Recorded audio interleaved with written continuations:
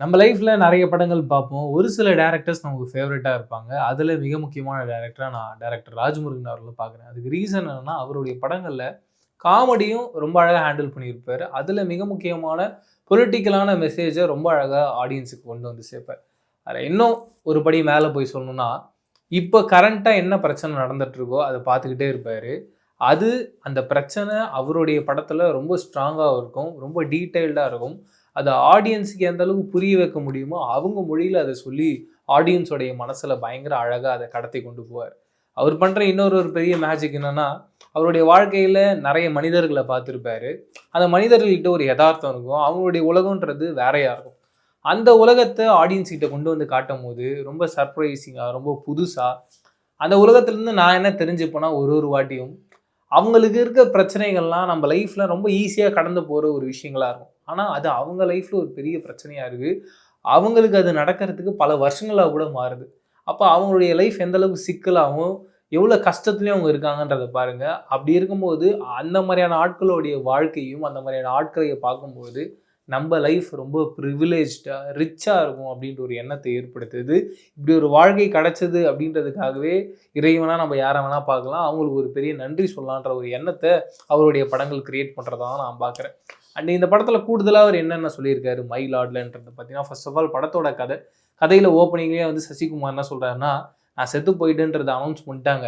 அதனால எனக்கு நானே போஸ்டர் அடிச்சுக்கிறேன். நான் இப்போ சூசைடும் பண்ணிக்க போறேன்றாங்க." எல்லாரும் பயங்கர ஷாக் ஆகுறாங்க. யாருப்பா இவன் இந்த இந்த ஒரு விஷயத்த பண்ணிட்டுருக்கானேன்னு. அதுக்கு பின்னாடி என்ன நடந்தது? அதுக்கப்புறம் என்ன நடக்க போகுதுன்றது தான் இந்த படத்தோட கதையா இருக்கு. ஒரு சிம்பிளா சொல்லி முடிக்கலாம். ரொம்ப டீட்டெயிலா சொல்லி கதைய ஸ்பாயில் பண்ணிட வேணான்றத மாரி தான் நான் நினைக்கிறேன். அண்ட் இந்த படத்துல என்னோட ஃபேவரான ரொம்ப புடிச்ச சீன்ஸ் அப்டின்னா, ஒரு 3 சீன கண்டிப்பா நான் மென்ஷன் பண்ணுவேன். அதுல மிக முக்கியமான சீன். ஒரு ஒய்ஃப் முன்னாடி ஒரு கணவன் அடிபட்டுட்டான் அப்டின்னும்போது, அவன அடிக்கிறவங்க கிட்ட பணம், பவர் எல்லாமே இருக்கு. அவன நம்மளால திருப்பி அடிக்கவே முடியாதுன்ற ஒரு இடத்துல இருக்கான். அப்ப அமைதியா வாங்கிட்டு இருக்க ஒரு ஹஸ்பண்ட், அவருடைய லைஃப்ல ஒரு வாட்டி ஒரு சான்ஸ் கிடைக்குது. அவர்கிட்ட அவன அடிச்சவன விட இவர்கிட்ட பவரும், பதவியும் அதிகமா வருது. அத அவரு எப்படி யூஸ் பண்றாரு? அங்க என்ன மாரியான ஒரு ஃபன்னான ஒரு சீக்வென்ஸ் நடக்குது? எந்த ஒரு இடத்துல ஒரு பொண்ணோட மனசு மாறுதுன்றத கணவன் புரிஞ்சுக்கிறான் அப்படின்னு, இத்தன விஷயங்கள ஒரே சீன்ல ரொம்ப அழகா ஹேண்டில் பண்ணியிருந்தாரு ராஜமுருகன் அவர்கள். அந்த சீனுக்கே ஒரு பெரிய ஹேட்ஸ் ஆஃப். அண்ட் இந்த கதையில ரொம்ப அழகா ஒரு விஷயத்த சொல்லியிருந்தாங்க. என்னன்னா, ஒரு சீன் இருக்கும். அப்பா, அம்மாவுக்கு முன்னாடி நம்ம என்ன வேணா நடிக்கலாம் அப்படின்ற மாரி ஒரு 2 குழந்தைங்க. அப்பா, அம்மாவா இல்லனாலும், அப்பா, அம்மா ஸ்தானத்துல இருந்து ஒருத்தர் வளர்த்துருக்காரு. ஆனா, அவருக்காக என்ன வேணா பண்ணலான்றத, அவரு போனதுக்கு அப்புறமாவும் அவரு சொன்ன வார்த்தைகளுக்கு ஒரு பெரிய மதிப்பையும், பெரிய மரியாதையும் குடுக்குற மாரி நடந்துக்கிற 2 குழந்தைங்க. இவங்களுடைய வாழ்க்கையுடைய முடிவுகள் எப்படி இருக்கு? அதன் மூலியமா இந்த உலகம் எப்படி இன்னும் ஹியூமானிட்டியோட வாழ்ந்துகிட்டு இருக்கு அப்படின்றது தான் இந்த படத்தோட கோர் பாயிண்ட்டா இருக்கு. அத அந்த சீன்ல எக்ஸ்ப்ளைன் பண்ண விதம், ஹேட்ஸ் ஆஃப் சூப்பரா இருந்தது. நான் பயங்கரமா அந்த சீக்வென்ஸ என்ஜாய் பண்ணேன். அடுத்து நம்ம நெறைய பேர வந்து இவங்க கிட்ட நம்ம பேசி நம்ம சமாளிச்சு வேலைய வாங்கிடலாம். இவங்கள ஏமாத்திடலாம். இவங்க ஒரு ஏமாளின்னு நெனச்சிருப்போம். அவங்களுக்கு டேலண்ட் இல்ல அப்படின்லாம் நெனச்சிட்டு இருப்போம். ஆனா, அவங்க பின்னாடி ஒரு பெரிய நெட்வொர்க்கே இருக்கும். அவங்க பண்ண வேலைக்கு அப்புறமா நம்ம ஒரு செகண்ட் ஷாக் ஆவோம். எப்படிப்பா இவன் இவ்ளோ பெரிய விஷயத்த பண்ணான். ஆனா, இன்னும் அதே இடத்துல இருக்கானே. ஏன் அப்ப அவன் அதே இடத்துல இருக்கான்ற ஒரு எண்ணம் வரும். அதுக்கு காரணம் என்னன்னா, அவனுக்கு அந்த இடம் போதும். அவனுக்கு அதுவே ரொம்ப அ இது போதுன்ற ஒரு இடத்துல இருக்கான். ஆனா மத்தவங்கலாம் வந்து இன்னும் வேணும் வேணும்னு ஆசைப்பட்டுட்டே இருக்காங்க. அவங்களுக்கு ஒரு முடிவே இல்லாம இருக்கு. இவன் ஒரு முடிவுல இது போதுன்றது இருக்கான். அவங்க அவனால இவங்களுக்கெல்லாம் மேல நெறைய விஷயங்கள பண்ண முடியும். அப்படிப்பட்ட ஒரு கேரக்டர் தான் இந்த படத்துல குரு சோமசுந்தரம் சார் பண்ணியிருந்தாரு. இப்படி இந்த படத்துல நெறைய கேரக்டர்ஸ் இருந்தாங்க. அந்த எல்லா கேரக்டர்ஸையும் இந்த கதையோட பிளெண்ட் பண்ணி ஆடியன்ஸ் கிட்ட குடுத்தது இருக்குல்ல.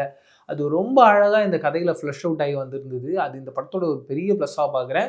இதுக்கு முன்னாடி ராஜ்முருகனுடைய டைரக்ஷன்ல வந்து ஜப்பான் படம் ரிலீஸ் ஆயிருந்தது. அந்த படம் ரிலீஸ் ஆனதுக்கு அப்புறமா எனக்கும் ஒரு சின்ன டவுட் இருந்தது. அ ஒரு வேள வந்து செட் பேக் ஆயிட்டாரோ! இதுக்கப்புறம் அவருடைய படங்கள் பழைய படங்கள் மாரி இருக்காதோன்ற ஒரு எண்ணம் எனக்குள்ள இருந்தது. நான் ரொம்ப சோகமா ஃபீல் பண்ணேன். நல்ல ஒரு கிரியேட்டர் ஆச்சு. அவர் ஏன் அவருடைய பாதையிலேருந்து மிஸ் ஆயிட்டாரோ! அப்டின்ற ஒரு ஃபீல் இருந்தது. அதுக்கப்புறம் ஒரு இன்டர்வியூ குடுத்திருந்தாரு. அதில சொல்லியிருந்தாரு, இல்ல ஆக்சுவலா நான் ஜப்பான் வந்து ஒரு வெப் சீரிஸா பிளான் பண்ணியிருந்தேன். அது ரொம்ப சுருக்குனதுல பல கேரக்டர்ஸ மிஸ் பண்ணிட்டோம்.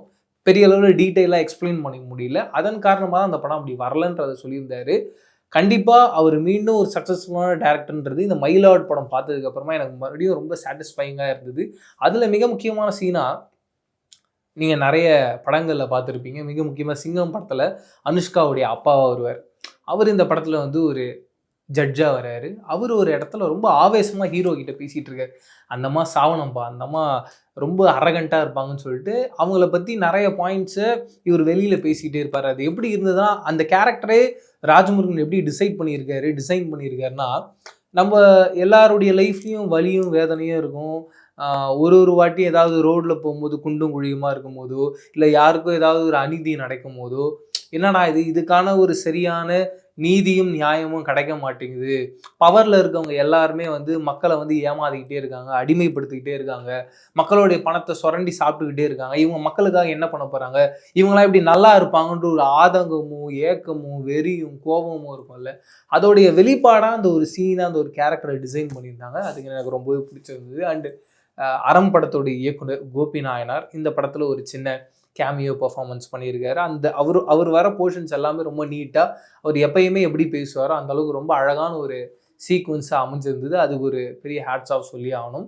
அண்டு குரு சோமசுந்தரமாக இருக்கட்டும், இந்த படத்தோடைய ஹீரோ சசிகுமாராக இருக்கட்டும், இந்த படத்தோடைய ஹீரோயின் சைத்ராவாக இருக்கட்டும், சசிகுமார் சாரும் சரி சைத்ரா அவர்களும் சரி ரொம்ப அழகாக அந்த கேரக்டர் அப்படியே உண்மையாக இருந்தாங்க. இவங்க 2 பேரும் எந்த படத்தில் நடிச்சிருந்தாலும் அது ரொம்ப ஈஸியாக பண்ணிவிடுவாங்க. இந்த படத்துலையும் அதை ரொம்ப அழகாக ரெஜிஸ்டர் பண்ணியிருந்தாங்க. அந்த கேரக்டராகவே வாழ்ந்துட்டு இருந்தாங்க. அது எனக்கு இந்த படத்தில் ரொம்ப பிடிச்சிருந்தது. அண்டு ராஜ்முருகனை பொறுத்த வரைக்கும் எனக்கு என்னென்னா அவருடைய படங்களில் எல்லா சீன்ஸுமே வந்து ஏதாவது ஒன்று புதுசாக ஆடியன்ஸுக்கு பிடிக்கிற மாதிரி ஏதாவது ஒன்று பண்ணணும்னு ஒன்று பண்ணுவார். அது அப்படி இந்த படத்தில் ஒரு தீப்பெட்டி தொழிற்சாலை இருக்கும். அந்த இடத்துல வந்து ஹீரோ வந்து பீடி பிடிச்சிட்டு இருப்பார்.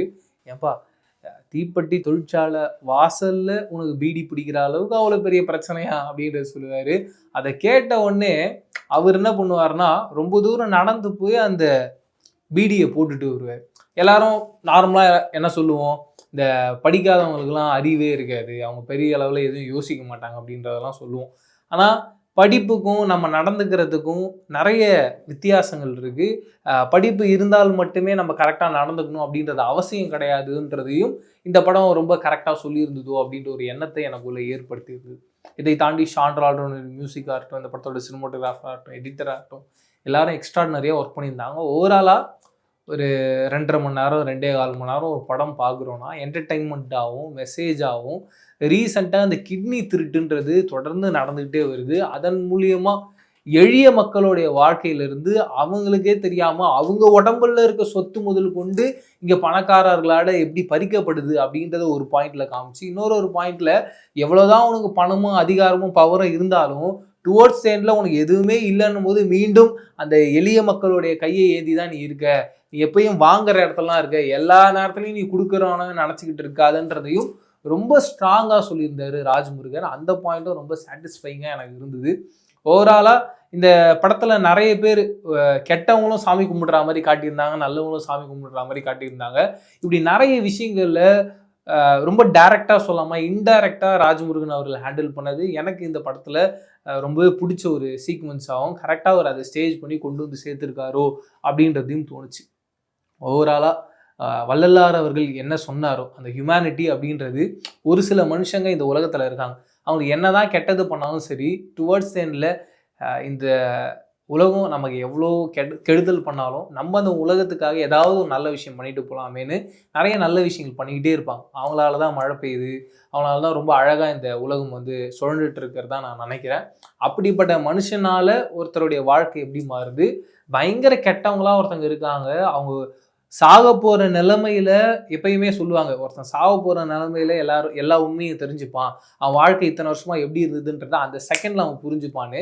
அப்படி ஒரு சீனை ஸ்டேஜ் பண்ணி அந்த இடத்துல உண்மை எது பொய் எதுன்றது புரிய வச்சு இத்தனை நாளாக அவங்க கும்பிட்டுட்டு இருக்க அந்த பூஜை புனஸ்காரங்கள்லாம் மாற்றி கையெடுத்து உண்மையாக ஒரு செகண்ட் மனசார கும்பிட்டா போதுன்ற ஒரு எண்ணத்தையும் ஒரு பாயிண்ட்டையும் டுவோர்ட்ஸ் எண்டில் அந்த படத்தில் சொன்னதெல்லாம் தொடர்ந்து இந்த படம் ஆரம்பித்து முடிகிற வரைக்கும் கை தட்டிக்கிட்டே இருக்குன்னு தோணுச்சுங்க.